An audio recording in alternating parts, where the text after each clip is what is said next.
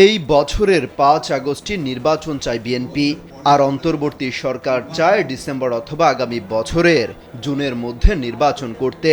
এই টানাপোড়েনের মধ্যে অবশেষে নির্বাচনের সময় জানিয়েছেন নির্বাচন কমিশনার আব্দুর রহমান এল মাসুদ।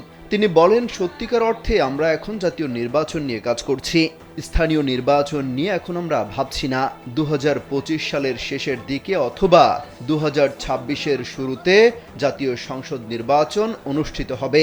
তিনি বলেন, দেশ জুড়ে ৩৫,০০০ তথ্য সংগ্রহকারী ভোটার তালিকা হালনাগাদের বিষয়ে কাজ করছেন। তথ্য সংগ্রহকারীদের আরও দায়িত্বশীলতার পরিচয় দিতে হবে। অনেক ক্ষেত্রে ভোটার তালিকায় ভুল হচ্ছে, এতে মানুষ সেবা নিতে পারছে না। এই বিষয়ে সবার সহযোগিতা দরকার। অত্যাধুনিক ফিচার সম্বলিত বিভিন্ন সাইজ আর কালারের ২৫০টিরও বেশি ডিজাইন অপশন নিয়ে ওয়ালটন স্মার্ট ফ্রিজ, বোঝে আপনার প্রয়োজন। জানান, সুষ্ঠু ও গ্রহণযোগ্য নির্বাচন প্রভাবমুক্ত থেকে জাতিকে সুন্দর নির্বাচন উপহার দিতে চাইছি। তাই কোনোভাবেই প্রভাবান্বিত হওয়ার সুযোগ নেই। প্রধান উপদেষ্টা ঘোষিত সময়ের মধ্যে এই নির্বাচন অনুষ্ঠিত হবে বলেও জানান তিনি।